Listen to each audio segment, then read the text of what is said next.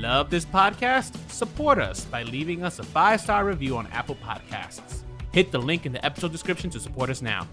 Thanks for listening and enjoy. Spotted.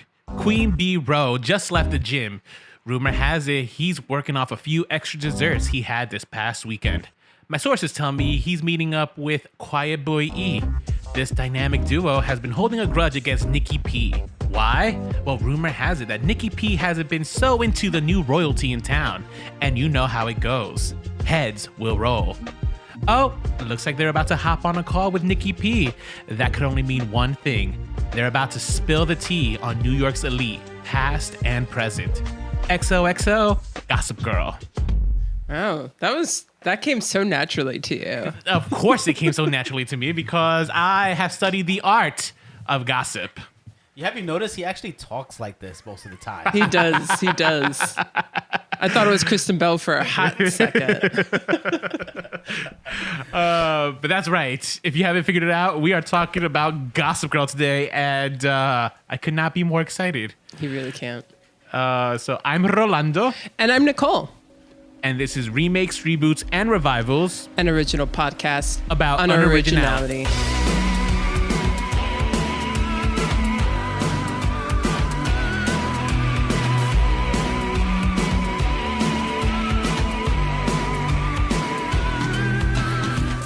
So since 2018, like the inception of this podcast, Rolando has been talking about 2 episodes that he's wanted to do with this podcast that he crossed his fingers about. One of them being an episode about Friends and the other one being an episode about Gossip Girl. And 2021 is the year of Rolando's dreams coming true because we did a Friends episode earlier in the year and now here we are covering Gossip Girl. I never thought it would happen. And yet, as almost as if it was for Rolando that we're doing this today. You know what it was? We suffered such a devastating blow in 2020 with COVID. And I didn't get to have my honeymoon that the gods have decided they bestowed this gift upon me. No, that's really making light of the situation. Guys, I'm well aware that 2020 was shitty for a lot of people. So that's just a joke. I'm sorry if I offended anyone there. But yes, the truth is I am extremely excited that we had a Friends reunion. And this Gossip Girl production has been kind of talked about for the past couple of years and stuff, and I just thought it would never happen. But yet here we are. HBO has blessed us with a new iteration of Gossip Girl. Yeah, it's crazy that they've been talking about it for a couple of years because the show hasn't been off the air that long. Yeah, it started in 2007, I think, right? Mm-hmm. And it ran for 6 seasons. So that's 2012. So 2012 is when it ended. Yeah. So, it's not that long ago. So it's less than 10 years. Less than 10 years. People, you know what it was?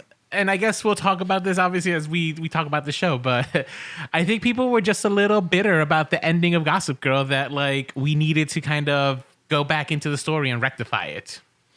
Oh, there was a poor reception to the ending of Gossip Girl? Well, I will explain. Yes. So let's get into it. Let's talk about Gossip Girl, CW's darling. Morning, Upper East Siders. Gossip Girl here.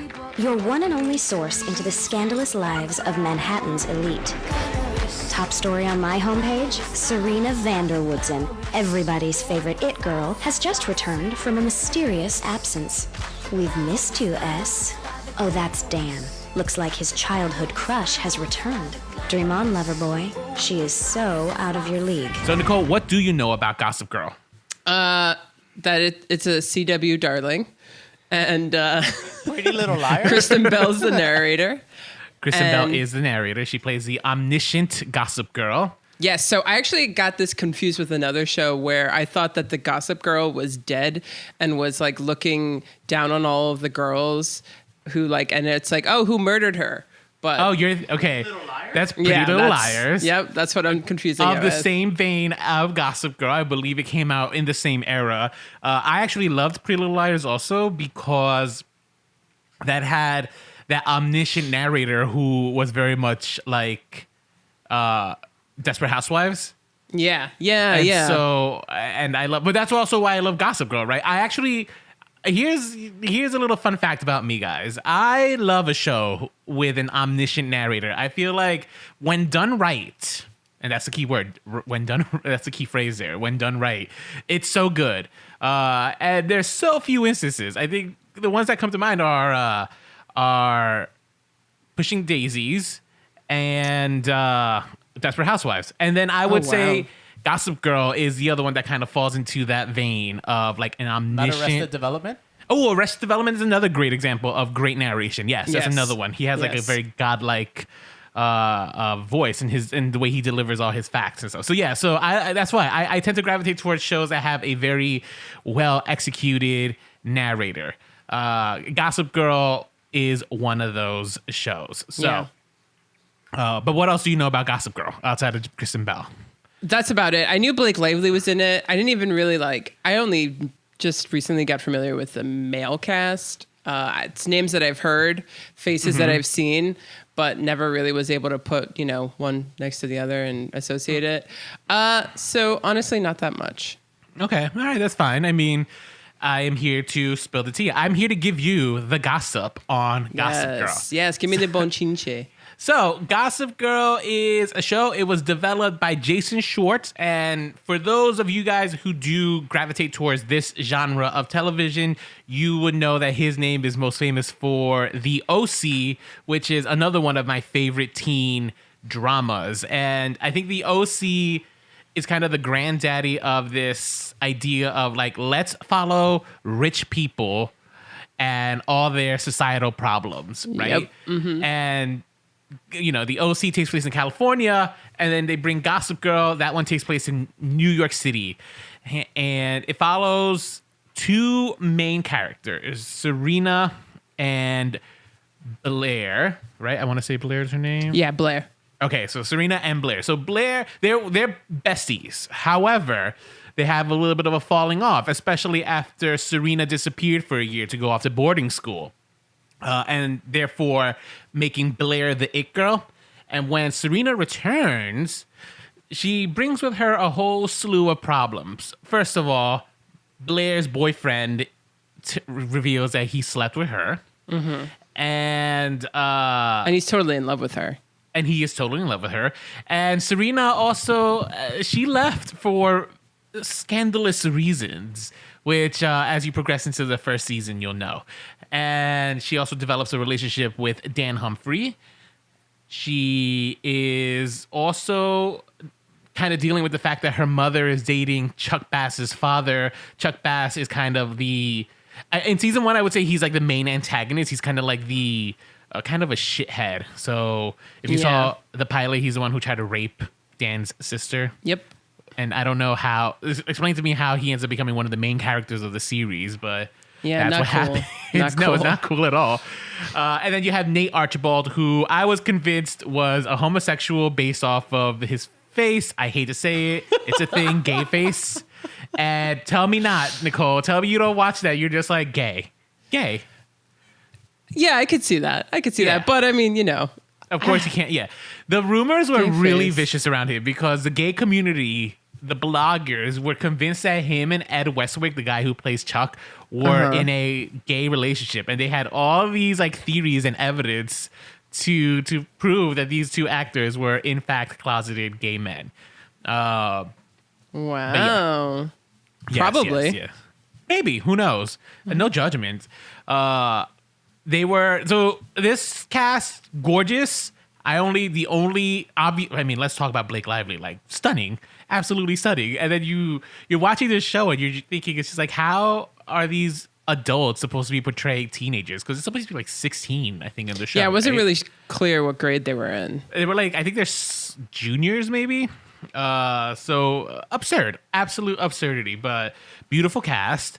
I think the only male that I found attractive was actually Penn Badgley, who plays Dan Humphrey. So yeah. Do you know who Gossip Girl is?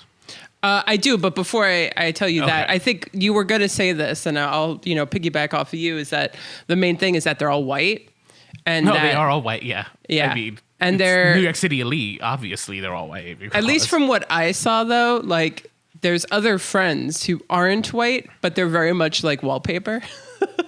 At least in the what I Oh. saw. Yeah. You're talking about like some of the click friends. Yes. Yeah, I don't even think they have names. They don't have names. They're clearly just minions, and they're there to be like, oh hey, here's an Asian, here's a black person, here's I didn't see any Latinos or anything like that. No.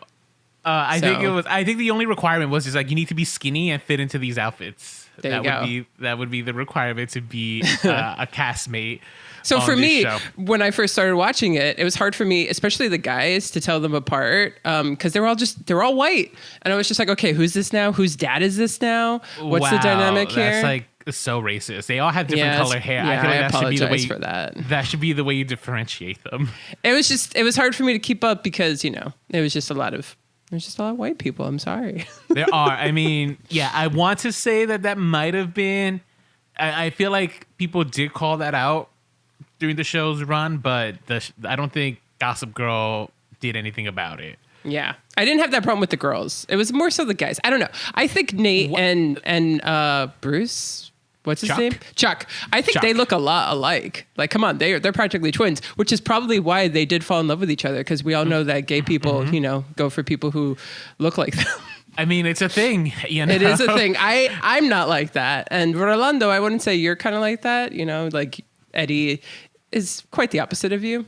Yeah, but, I mean, outside of the fact they're both Hispanic, I don't think I feel like where the similarities end. Eddie, do you agree or disagree? I agree. Okay, and maybe some of our hobbies tend to be the same thing. Yeah, as gay people, way, guys, we can say this. So yes, Eddie is here too, guys. I'm sorry, I forgot to introduce him. I'm running the ship on this one because this is.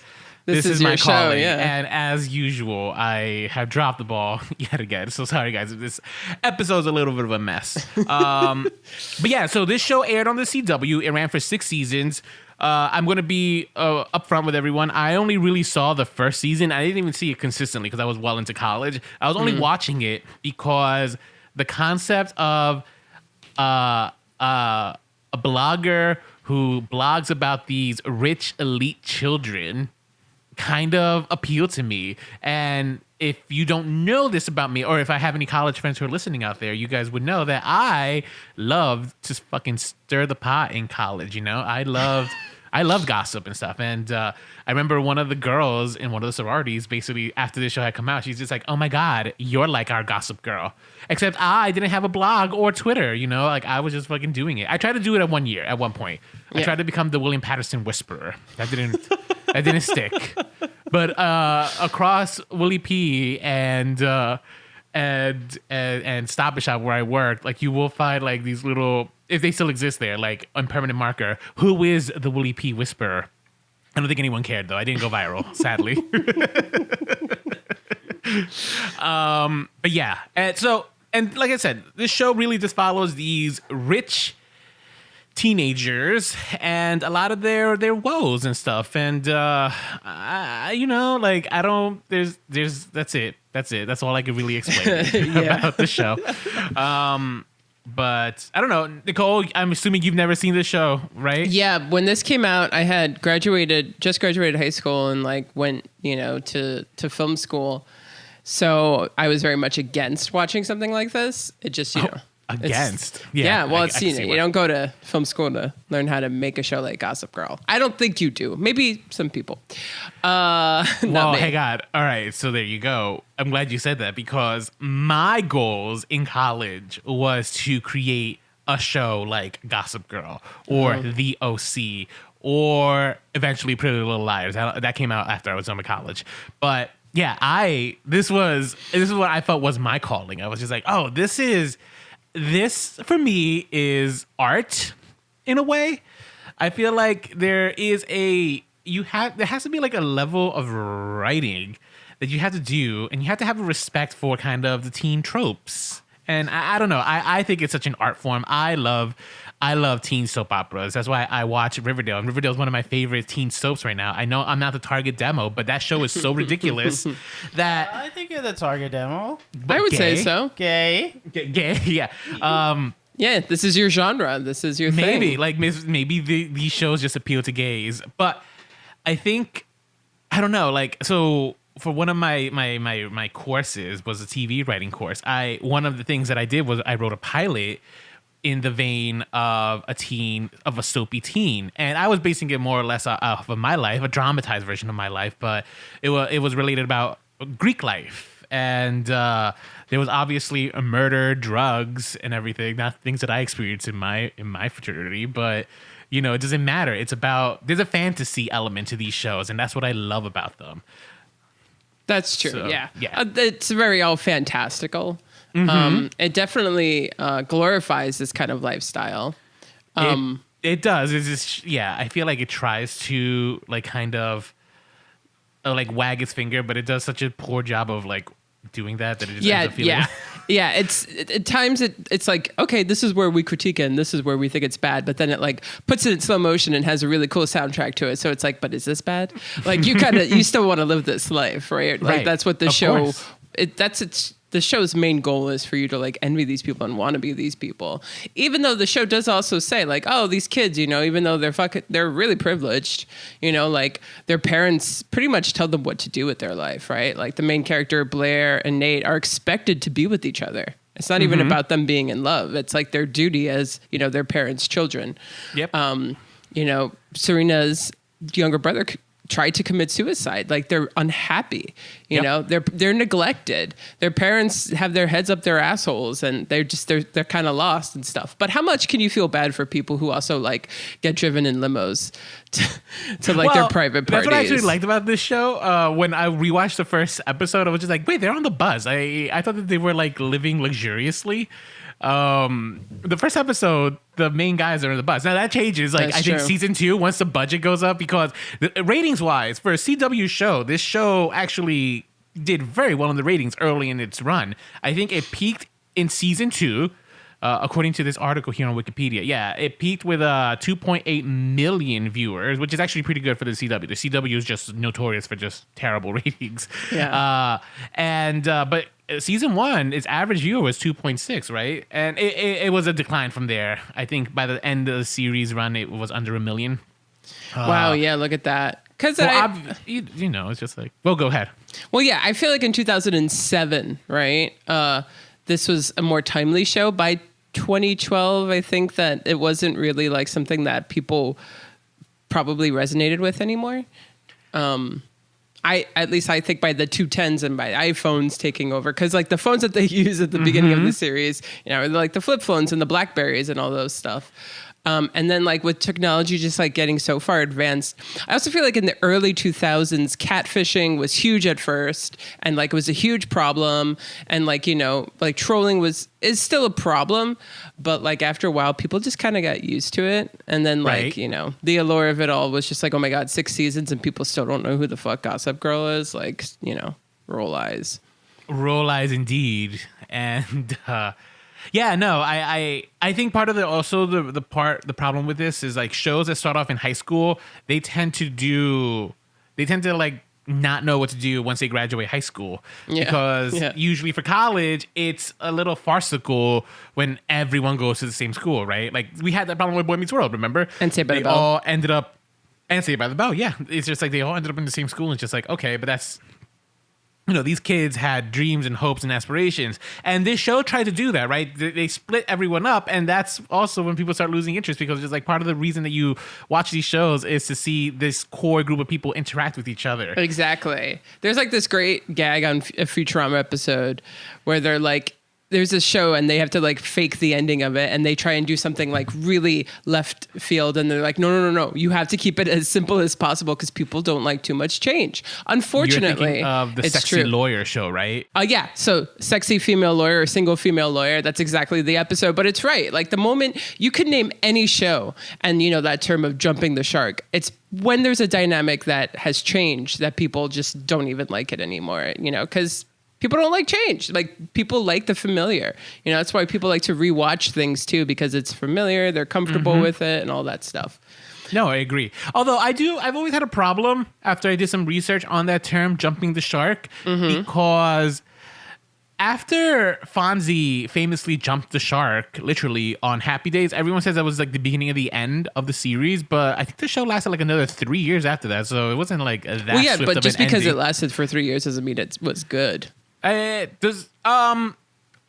All right. So you think Jumping the Shark is more about the quality of the Yes, show? yes. Okay. I always assumed Jumping the Shark was more about the ratings, and like the audience like wanes, and as a result of the bad writing, it dips. I'm pretty sure Jumping the Shark, and let's look it up just to be sure, it's more so about like when the show changes and everyone says the show starts sucking. Mm-hmm. Okay. Jumping the Shark is an idiom used to describe the moment of a misguided attempt at generating new publicity for something once, but no longer was widely popular. The attempt serves instead to highlight the irrelevance of what it intends to promote.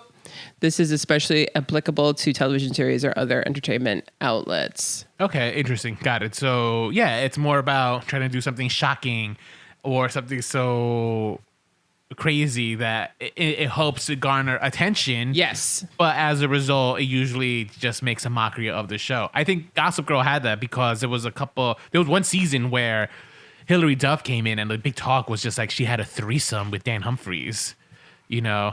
And it's just like, because Hilary Duff it's Hilary Duff, right? She's like the little Disney Channel starlet. So that was supposed to be the big controversy. But I think by then the ratings were already nobody cared. Tanking.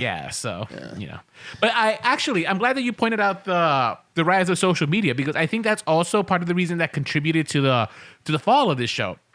Because when the show premieres, Facebook is still, I think Facebook might have been now widely available, but it still wasn't like a big thing yet. You know what I mean? And as social media developed, like the idea of people reading a blog just didn't seem like it makes sense anymore. Oh, interesting. Right? That's true. Yeah, they reference that in the new one too. Like, a blog. I haven't seen that in a million years. So yeah, right. I mean, unfortunately too, when your show is so heavily around like technology that people are using currently, you can date yourself really quickly. Mm-hmm. Yeah, and it was the risk that they ran, and I think it's a show that should have ended probably. Like I said, I only saw the first season. I watched the ending of the series to see. I knew who Gossip Girl was, but I wanted to see like, all right, but how did the show wrap this up? And did you get a chance to see that episode or no? I did. I went to I didn't understand what the hell was going on because I went from the first episode to the season. Chuck's dad died. And I was just like, oh, okay. And then like Chuck and all of a sudden Blair. Chuck, is a good guy. Like, why are we rooting for him to be with, Blair? Right. That is a big shock. If you've only seen the pilot and then you fast forward to the ending, it's just like, wait, why are we rooting for Chuck and Blair to be together? Yeah. People have been rooting for those two to be together since season 1, I think. Yeah. That's gross. Why? I would agree. He's a fucking predator. He is. I agree. He is a predator, but like, I don't know. He's swarmy, I guess. And I guess that appeals to teenage girls. That's awful. That is awful because then that's also like he could take advantage. And that's like also the message that it's coming across. It's like, oh, you want. I don't disagree. I hear it. Nico. So cute. He's just like, he doesn't agree with us. He's like, he also stands Blair. Yeah. And well, the show doesn't do the best job of completely condemning him. Like, yeah, he's somewhat of an antagonist, but I think that, I don't know. I mean, yeah, like Serena was like, get off me and all this stuff. And it was so problematic when he was like trying to force himself on her. Jenny. He was forcing himself on Jenny. No, but he's first tried to force himself on Serena. In that episode, and that's why, pilot? Yeah, and that's why.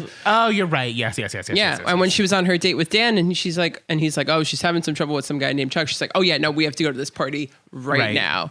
Right. You know, you're in danger, girl. Basically, yeah. Yeah, but I don't know. I guess the fact that he becomes like, not a antagonist and actually one of the main characters that you root for and want him to be in love with, to me is just kind of. Bizarre, and I don't know. That makes me feel uncomfortable.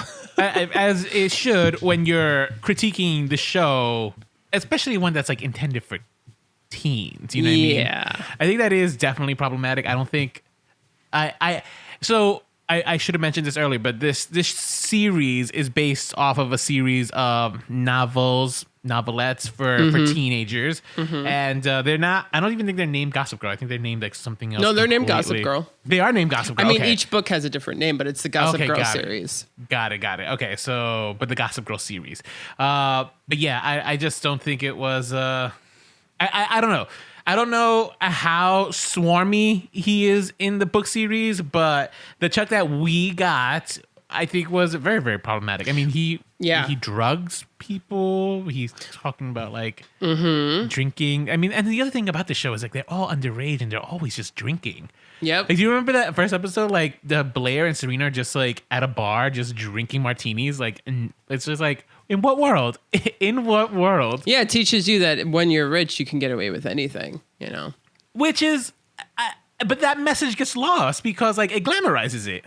It does glamorize it. Absolutely. You know what I mean? Like, it's not like, it's like, yeah, like I understand the show is saying it's like, oh my God, look, these rich people can do whatever they want. But it's just like, but it's not condemning them. Yep. Yeah, that's another bad thing.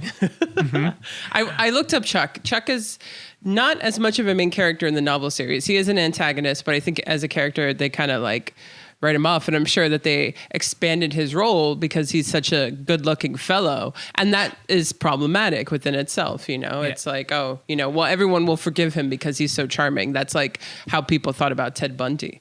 Like, you know, like looks. That's true. Interesting you should say that he's handsome. I actually, when the show came out, I never thought he was attractive. However, now, 10 years later, or however long it's been, I was watching him just like, oh, I guess I take it back. I guess he is handsome. Yeah. I mean. I guess so. But also, side note, in like 2000, I guess the mid 2000s, what was with the fact that all those boys had those haircuts? I'm thinking about like the love interest in Mean Girls. These guys in Gossip Girl, they all had like that Beatles moppy hair. Yeah. I think it was like I think it was like a remnant of like the emo hairstyle that like got co-opted by popular kids and like kind of just changed. But more or less, like, I mean, the emo kids were like, they were always about like flat ironing their hair and kind of like, you know. Yeah, and then they like, were. I feel like then the popular kids were just like, okay, let's just do something. Let's elevate it. That's my theory. That's a good theory. I just noticed it's a trend in all the boys. I just don't like that haircut on boys personally. It's a personal. Yeah, I agree. Oh, which reminds me, you mentioned Mean Girls. So here's another shocker that I discovered today. Or actually, I discovered it yesterday when doing research for this episode.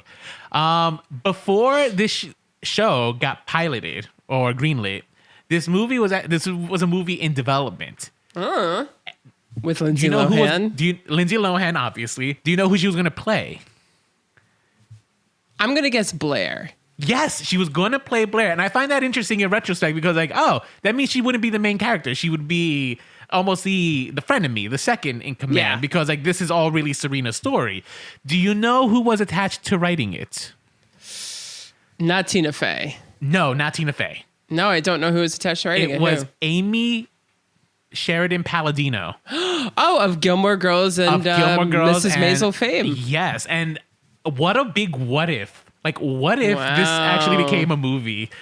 I enjoyed season 1, but like, let's be real. A teen movie following Lindsay Lohan written by Amy Sherman Palladino could have been... That could have been great. that could have been the mother of all teen movies. Yeah, seriously. Oh, man, it would have been a way different thing, too. Oh, absolutely. Absolutely. I feel like they would have gone more of a dark comedy route, which you could easily go with this property, you know? No, absolutely, like, yeah. And there, you know, how we're critiquing the show for not really condemning the actions of these rich white kids. Yep. I feel like that writer, in more competent hands, this show could have gotten the critique across much more fluidly. Absolutely. Yeah, I wouldn't have glamorized it at all either. So, you know, but it's I just, now that you say that, all I want to do is see this film. You know, and it sucks, but whatever. You want to travel to that alternate universe where this actually happened, and it's just like, what could have been? I feel like the Man in the High Castle, right? Like, I want to see that movie and just be like, the world changed for the better. Put me back in that world where the Berenstain Bears are spelled with an E and not with an A.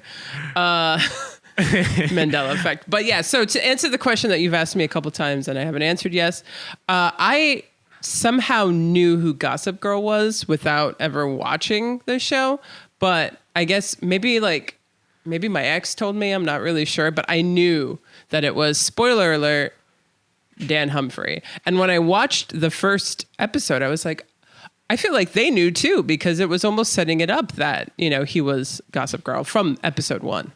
So interestingly enough, there was actually a scene that almost spilled the beans that it was going to be Dan Humphries. And I'm left to wonder, would this show be better off if the audience had known it was Dan? Because that's part of the mystery of the show. It's like, oh, who is Gossip Girl? But the truth is, the show really it wasn't always hunting down who's Gossip Girl. It just wasn't. Yeah. Like, yeah, it was only while, whenever, they're only, Gossip Girl is really just a plot device who just propels the story forward with narration. But for the most part, there wasn't like this real hostility towards Gossip Girl. At least that I remember. Like, if anything, the real hostility comes from the character played by Michelle Trachtenberg. I don't know if you got to see any episodes with her. I saw her in the Georgette. season finale, but like I didn't know what she was doing there. Okay, so Georgette, let me tell you guys about Georgette. And the reason, do you know the reason why Serena leaves New York?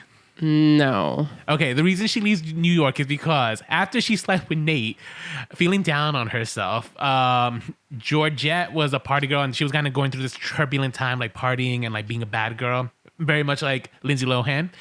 And Georgette brings another guy around to have a threesome with her, as all teenagers do. But no, Blair wasn't into it. So this poor guy ends up ODing. And now Blair feels responsible for this. He OD'd because she wouldn't have sex with him? Because he couldn't have the threesome. I think Georgette did have sex with him. Oh my God. So absolutely ridiculous. A similar thing happened to me actually in my life. I mean, yeah, I think all teenagers have gone through this where like a friend you turn down for a threesome ODs. And it's ends just up like, ODing, yeah. Like this is the life lessons that teenagers need to know how to deal with. And obviously the solution is to run off to go to a boarding school because we can all afford boarding school. You know? Yeah, seriously, right? Even like apparently she did that by herself. She didn't even need like her mother. Even her mother was like, well, you ran off, so. Yeah. I was telling Eddie about this scene. I actually told Eddie mistakenly that I thought it was a season finale, but no, I think it was a mid-season finale where Serena is crying to Blair, and Blair's like, what's wrong with you? And she's like, I killed a man. And what a cliffhanger. I remember it was just like, what? And I had to find out, obviously, what happens next because, Georgette had been kind of leaking the details little by little. But yeah, so no, Dan Humphries is Gossip Girl. If you watch the show now, like I said, I only watched season 1. Occasionally, maybe if it was on the CW, I would and I had nothing to do, I would watch an episode. Lost bees, but there were many times where it just doesn't make sense that Dan was Gossip Girl because there's literal times where he's walking around and he's getting the breaking news just as it's breaking. It's just like, well, if he's Gossip Girl, why isn't like what is he plotting this? And more importantly, why? If the audience, if the writers knew that it was going to be Dan Humphries, they should have done a better job of making it making it all point to him when there were many instances where it just didn't point to him. Also, he was very mean on his sister Jenny. Oh, okay, like, there you he go. slut shamed the shit out of her. You know?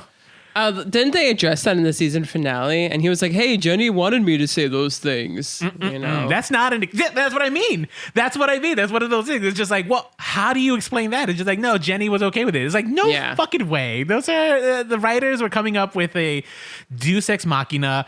You got to see in the series finale. You saw Mayor Bill de Blasio. Are you aware that Mayor Bill de Blasio was an actual fan of Gossip Girl, like a Fairweather fan, but he was a fan of the show. Wow. And as a result, there is a Gossip Girl Day in New York City once a year. Oh my God. And I don't know any other TV shows that has this legacy. I'm just going to say no comment. I have nothing to say to that.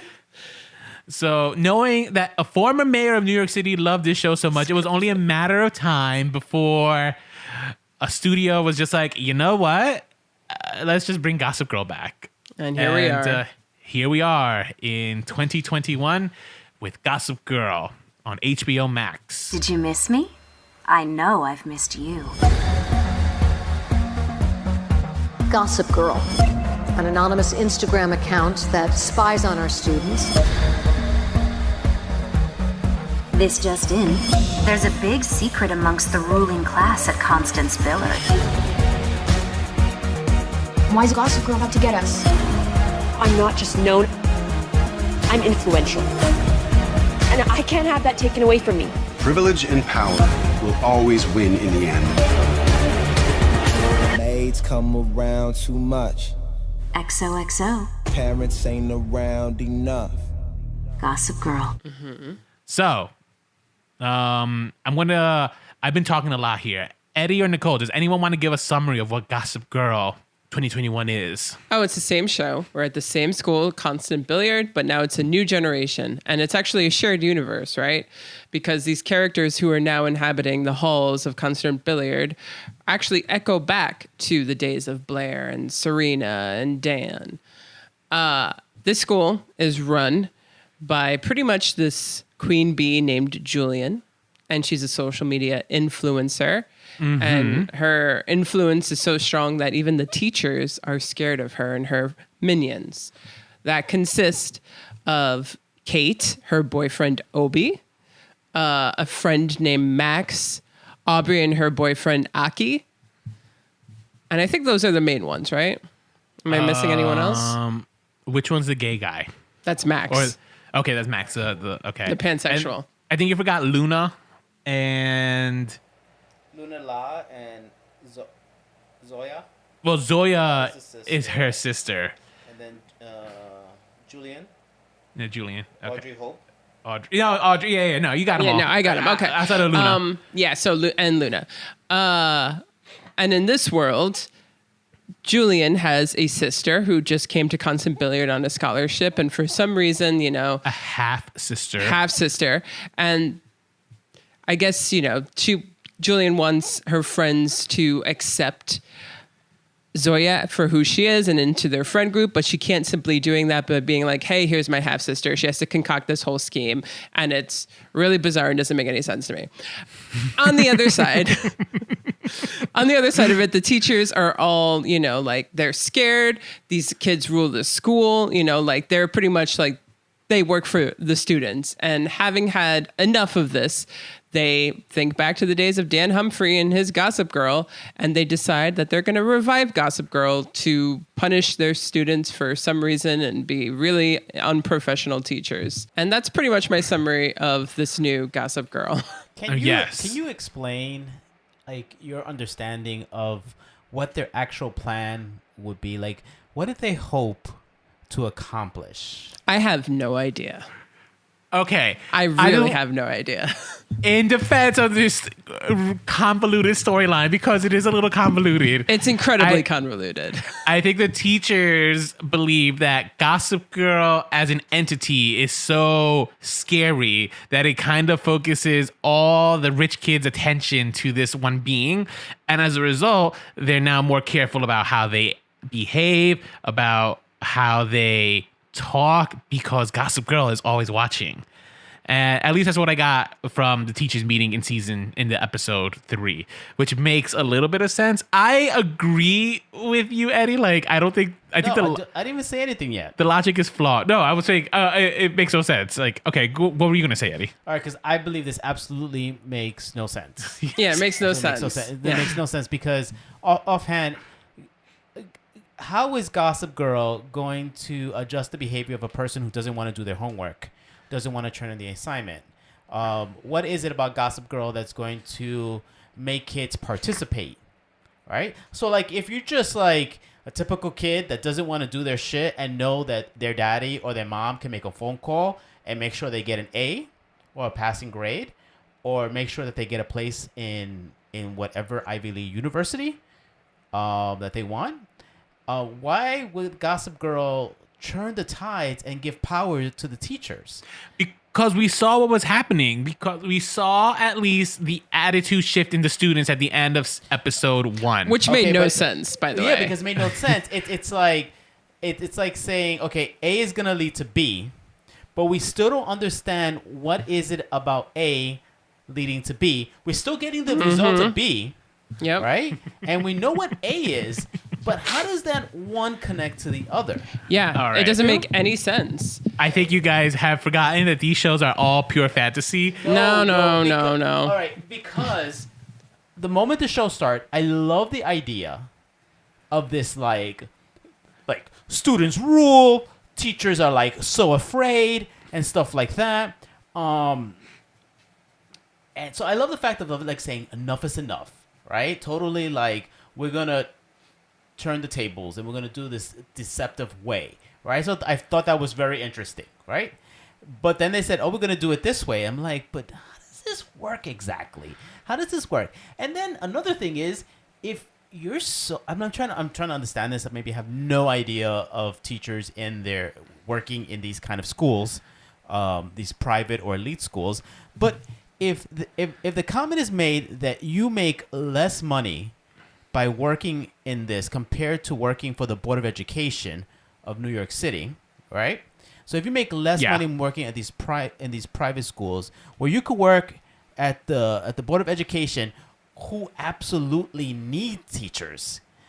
They need teachers so badly, right? So it wouldn't be impossible to get a job, right, for the Board of Ed and work in the public school system and make more money. But here they are feeling terrified every day. And also there's this thing like, if you get fired, that's it. You're ruined. You can't be a teacher anymore. No one can find a job after being fired from this school. Right. So, it's like, what is it with these? And it's like, I love the remark is, I just want to make sure that we do this so they could become the Obamas of the future. Yeah, it's true. the stupidest fucking thing in the world. Do you not know your student body? Yeah.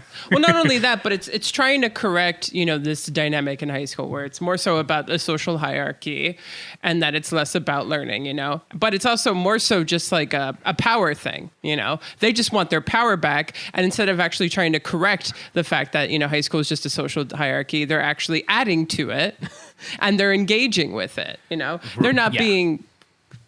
They're not being adults. They're not being anything. They're like giving into this terrible behavior that at the end of the day are being done by 15 and 16-year-olds.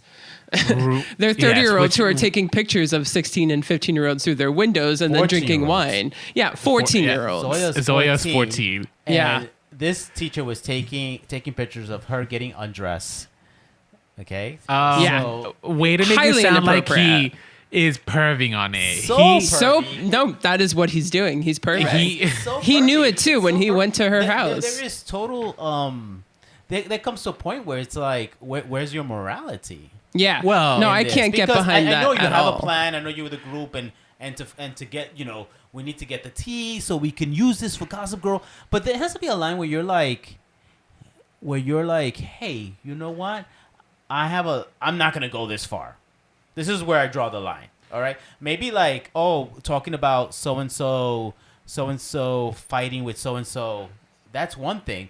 But when you're taking pictures of little girls, young women getting undressed, then we have a problem. We have a problem here. This show, I feel like, is going for shock factor, to be honest. Yeah. Oh, yeah. No, for sure. Okay, I just want to point out one thing. Would you guys have less beef if, instead of this convoluted plan, it was just literally about teachers bringing Gossip Girl back just to be fucking petty? Yeah, I guess maybe if they lived in their truth better, Yeah, because it's still, that would make, so, like, this is their way of taking back power. All right. Taking back power. It's almost like revenge. I would agree. All right, if you're going to be petty, be openly petty. Don't do it in the name of anything else. I agree. I actually think the show would be a lot more successful if instead of taking this, like, we're going to take our power back, just bring back Gossip Girl just to, like, be petty and, like, really fuck these students who are, like, lording their power over their head, right? Absolutely. That, I think, would make a much more intriguing storyline, for sure. But I mean, I think your criticism. So I think I'm glad you guys are starting with the teachers, because I think that for me, that's the most interesting part about this show, because I obviously grew up with this show more or less when I was out of high school, but I was in college, right? Which is just like high school with alcohol. This, which, as I found out, is Gossip Girl. But here, there was, me being the age I am now, knowing like some people who are teachers in real life. It's just like I am looking at the show more so through the eyes of the teacher, and I'm me wondering. It's just like, wow, if I was a teacher in the school, would I do this? And I was like, of course I would. I would in a heartbeat become Gossip Girl, and you know what? I would use this like try to explain to myself as just like, I am the morality police. I am bringing back order. But in reality, and I think this is where the show will go. I can't speak to it. We've only seen 3 episodes of the show, but I feel like this is what's going to be the reveal where our main teacher, who I think is like a Claire Danes knockoff. Sorry, no offense, but that's what I think. A lot of this cast is like knockoffs of like other prominent actors. Like they're the cheap versions of them. Claire Danes being this one. I think it's going to be revealed that she's just petty, and I think she is just hurt, and this is her way of lashing out on these students without having to physically lash out, which I think would make a more compelling story. And I suspect that is where ultimately these teachers' storyline is going to go. Okay. The only thing that I see it going with, I mean, I don't think anything about this is compelling, to be honest. I think so much of it does not make sense. So much of it is just like created drama just for the sake of drama. But then it's also when you try and like think about it logically, you're just kind of like, wait, what? In particular, in relation with Julian and Zoya, you know, just like to me, none of that dynamic makes sense. And then even like the harsh, you know, like reactions to one another, other than the dick pic getting sent throughout the fashion show, all the rest of it was just kind of like, why is everyone reacting this way? Why are her friends so against her? Like, what is going on? None of this makes sense. You know, why are these people just so nasty? They're not actually given any positive characteristics. I don't disagree, but I think because of the genre, right? And I think you also, you have to remember, this is like a genre, teen soaps. Like, it's all about... The original Gossip Girl succeeded at this, though, right? It succeeded in what? Okay, so it actually was able to give positive, except for maybe Chuck, positive traits to each of the characters, right? And their reactions and their motives were clear. I'm trying to think of like, I mean, I guess Serena hiding the fact that she may have murdered someone. I guess that would explain a lot of her actions. Yeah, but even though like, why was Blair so unhappy? You know, like, and why were they frenemies? You know, in their relationship, that made sense. Right. Her and Serena, you know, we are introduced to that show of them being frenemies, but you get it. The relationship between Julian and Zoya doesn't make any sense. It doesn't. It really doesn't. And the reason for her to not just have introduce Zoya into her family also doesn't make sense. All of these like secrets and lies and these like false narratives that these people are doing, none of it makes sense. Can I just say that I maybe on some level I related to Julian's plan because when I play Dungeons and Dragons, I'm the one who always comes up with these like crazy schemes, right? And that's what Julian was doing. So Julian, all right, here we go. Julian and Zoya are half sisters. They have a relationship strictly right as of the beginning of the show. Their relationship was a secret and they'd only communicated via online messenger or over the phone. Yeah. Julian, her father is a benefactor of the school and he has like an art scholarship that she manipulated so that way Zoya could get the scholarship and have to move from Buffalo to New York City, right? All right, so that all tracks. Now, why? So my guess here is that the scandal of Julian's father, who is a rich producer, getting left by his woman and then having a new family would be such drama in this social circle that would explain as to why Julian would keep Zoya a secret. Yes, that's what we're told to believe, right? We don't actually see any of it. We don't even meet Julian's father. So we're told it. We don't see it. We meet Julian's father. Later on. Later on. In the beginning when Did you only just see the first episode, Nicole? Yeah, but at the same time, like that's my introduction to the show. Yeah. That's me trying to sympathize and get to know these characters and their stories.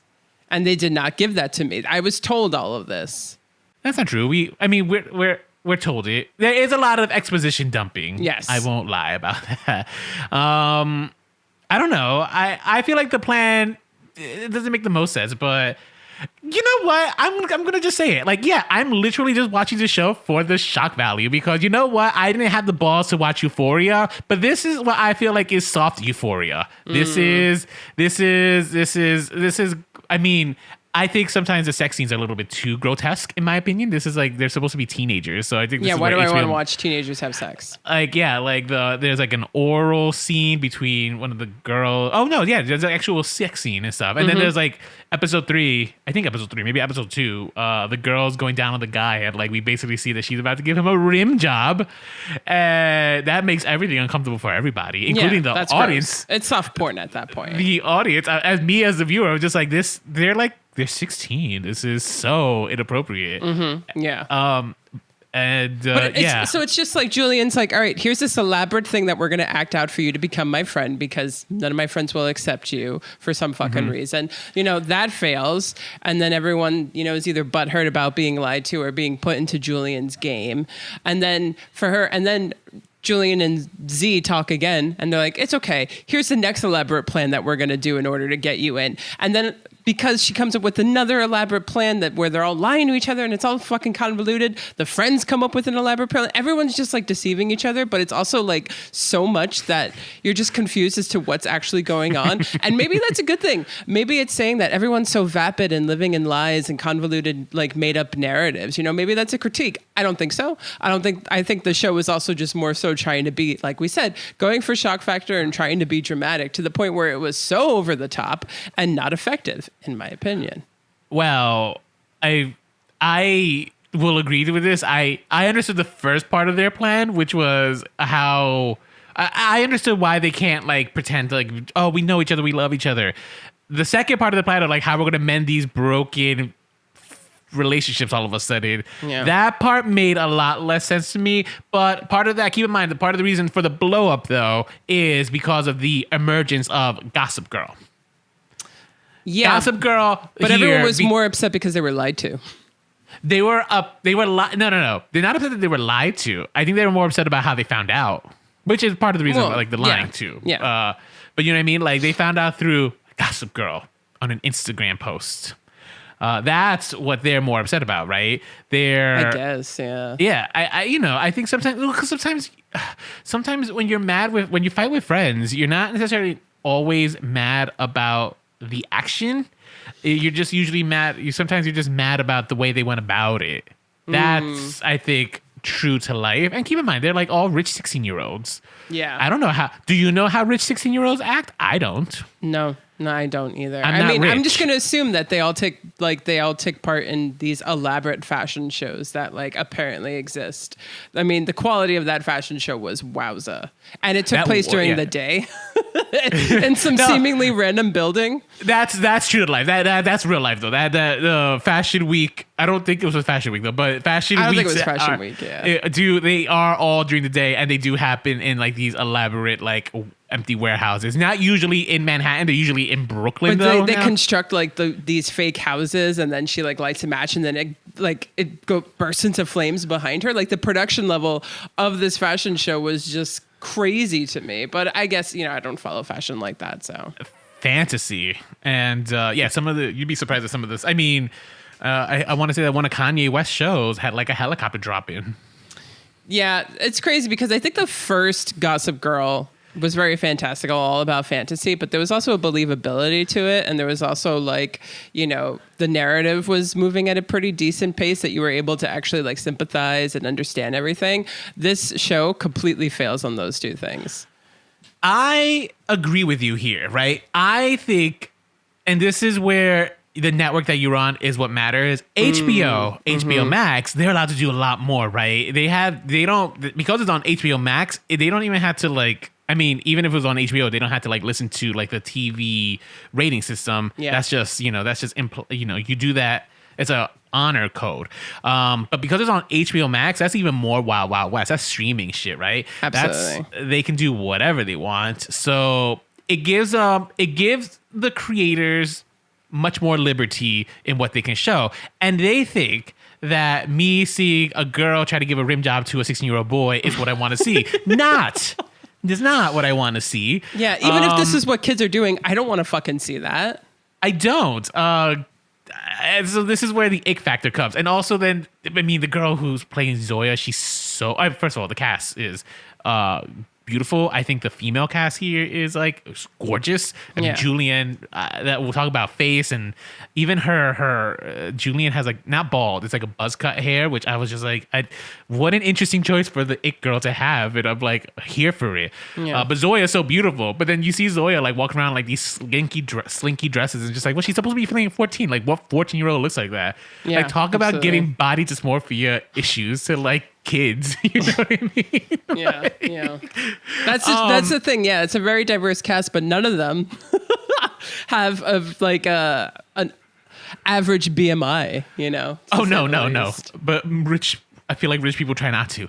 But back to my point.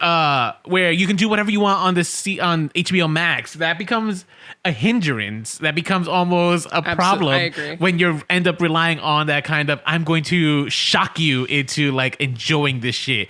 And I remember telling Eddie when I was watching the episodes, like, wow, they really went above and beyond showing me the excess of the millions. And I was just like, the definition of excess also skyrocketed after the dawn of social media, when we're posting all our shit, right? Excess has gone to a point where, like, you remember Baz Luhrmann's Gatsby movie? Mm-hmm. Like, that shit was not obviously how they lived in the Great Gatsby time, the 1920s, but that's the kind of shit that we're seeing now in real life, like that kind of excess. And this show is trying to show that, but is doing it in such a way that's kind of hokey. And is doing it in a way that just like the original Gossip Girl didn't have to, because they had a small budget, so they had to rely on their soap operatic writing to kind of get across all the things that they try to get across. You know what I mean? They had a limited budget and they worked the best they can here. This show has a bigger budget, and they're using it on set pieces. They're using it on some of the fashion, but on some level, you start feeling, me as an audience member, you start feeling a disconnect with some of these characters because of it. Yeah. But I'm glad you brought up the minorities, the diversity here, because that's one of the things I think this show gets not right. I don't know how the elite living is in New York City, but I cannot imagine it's this diverse. But like, this cast is so fucking diverse. We have a ethnically ambiguous main character. We have a black secondary character. We have an Asian presenting boyfriend. Actually, that might be the extent of it, but that feels like a lot. I feel. Yeah, most of the others are white. Compared to no, but then you also have Not Luna. No, I don't know. Luna might be. She's one of those, like, I don't know what I don't know what her how she identifies. But you also see representation ambiguous. though in sexual fluidity, right? Mm-hmm. They're not all straight. Actually, I would say, I'm going to go on to say, like, they're all probably mostly pan. Specifically Aki and Max. Aki, Max, and I guess Aubrey's onto boys, but I would say those are the only ones that. No. One of the other side girls was like, is always making out with a chick in the background. Oh yeah, I didn't pay attention see, to that. the one who does PR. So, they're really going out of their way to show diversity. But you remember how I complained something like, oh, sometimes I get diversity for the sake of diversity. Here, the casting, I can make that argument. It's just like diversity for the sake of diversity, but not in the gender fluidity and the sexuality here, right? That spectrum part of the show, they're actually presenting in a way that's like organic to the show. And I kind of will praise it. So you didn't see episode 3, but we meet Max's parents. They're both gay. One of them, I suspect, is actually transitioning. Okay. And that's kind of causing issues between the two fathers. I see. Right? And then, of course, as you're right, the show is all about scheming and plotting. Max decides to create a Grindr account with one of the hot teachers and try to like catch his father like stepping out on his other dad, causing like a big turmoil. Using Scruff accounts, yeah. Meanwhile, Aki is also using Scruff because he is he's moving away. So anyway, I will praise the show on that sense. Okay. But no, if I had to be honest, like, yeah, this show is crazy. It's like stupidly unbelievable. It's absolutely showing me the excess. And again, same problem. I think even like to an exponential level raised, is showing me the excess and the problem with like wealth and teenagers, but not criticizing it. No, absolutely.